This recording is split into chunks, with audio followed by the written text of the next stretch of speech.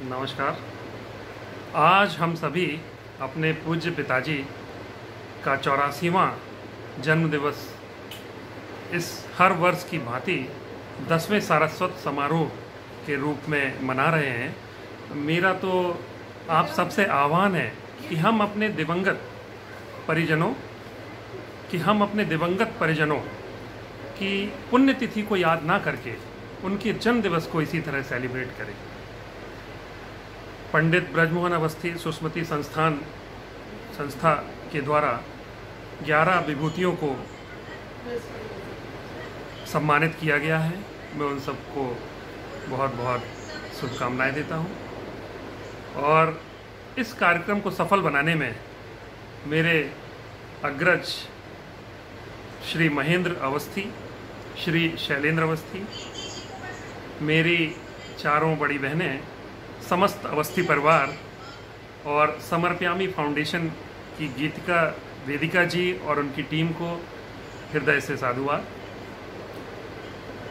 सच बताऊं तो पिताजी के ना रहने का मुझे कभी एहसास ही नहीं हुआ। उसके कई कारण हो सकते हैं, आप सब भी सहमत होंगे।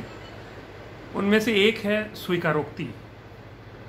स्वीकारोक्ति इस तरह से कि मैं अपने माता पिता की 7वीं और आखिरी संतान हूँ।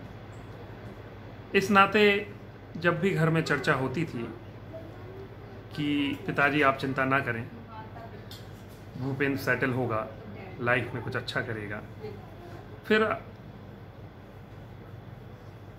इस तरह से बात आगे बढ़ती थी कि हो सकता है आप शारीरिक रूप से उस समय उपस्थित ना हो। जैसे कि सूरज पूरब से निकलता है, पृथ्वी गोल है, ये एक सार्वभौमिक सत्य है। इसी तरह पिता और पुत्र जीवन भर साथ रहें यह असंभव है।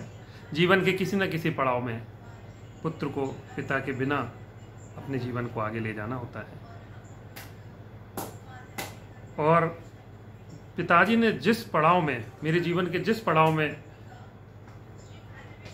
मैंने पिताजी को खोया, वो मेरे जीवन का सबसे व्यस्ततम समय था।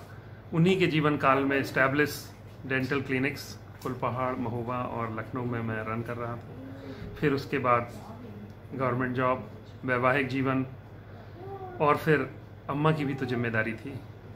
जब कभी वो कमज़ोर पड़ती तो मैं मुस्कुराता रहता और उनको ठाठस मानता रहता।